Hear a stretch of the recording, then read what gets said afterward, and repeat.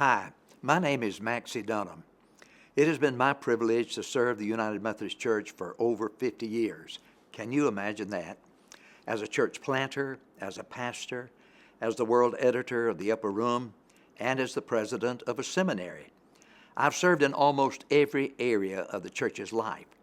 I'm more convinced than ever in the power of our United Methodist way to change human lives and ultimately to change the world.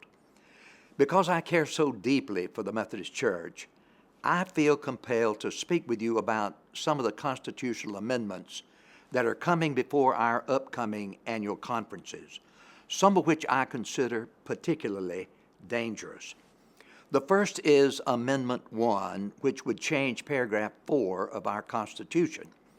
It is entitled Inclusiveness of the Church. At first, it seems quite benign. It states that all persons who are willing to take our vows of membership will be eligible for church membership, and that no organizational unit of the church shall be structured to exclude any member. At first blush, it would seem impossible to be against such a gracious welcome to those seeking Christ and His church. But our present constitutional statement regarding membership is already very open and welcoming. So we have to ask ourselves, why is this change being proposed? And what would be the consequences of adopting this new statement? As is often the case, there's more here than meets the eye. A bit of background will help. This amendment was brought to General Conference by a gay advocacy group in Texas by the name of Breaking the Silence. This is a group that has long opposed our United Methodist Book of Discipline, where it states that though all persons are of sacred worth and deserving the ministries of the church, the practice of homosexuality is incompatible with Christian teaching. For over 30 years, we United Methodists have made our views clear on this matter. We're open to all persons, but not to all practices. Groups that have wanted to change our grace-filled biblical position have been unable to convince the General Conference to do so. So now they're trying a different tactic. This amendment is an attempt to change our position so that persons openly practicing a gay lifestyle and who have no desire to change would be allowed to join the church and continue in that lifestyle.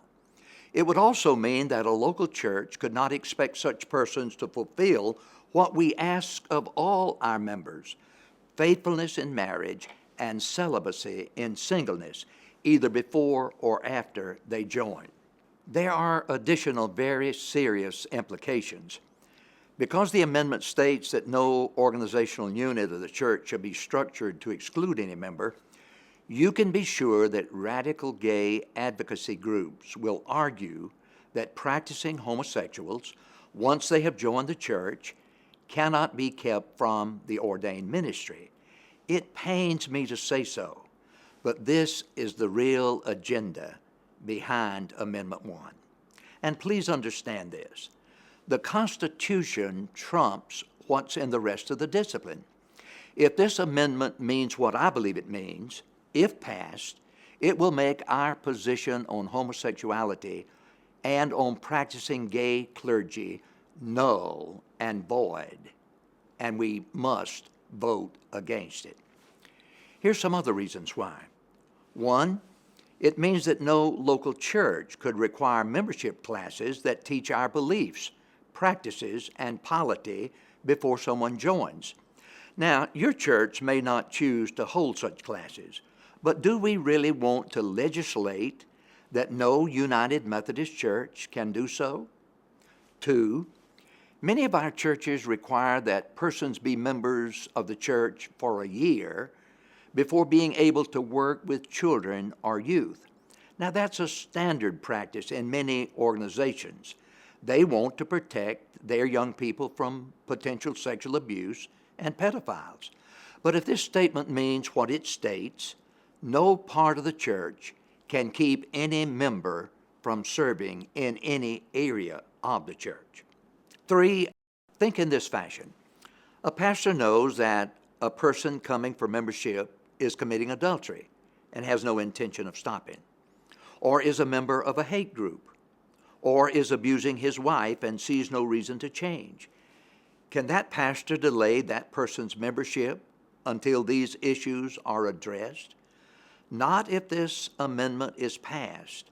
All the prospective member has to do is to be willing to say yes to our vows, and the pastor and the church must receive such a person into full membership.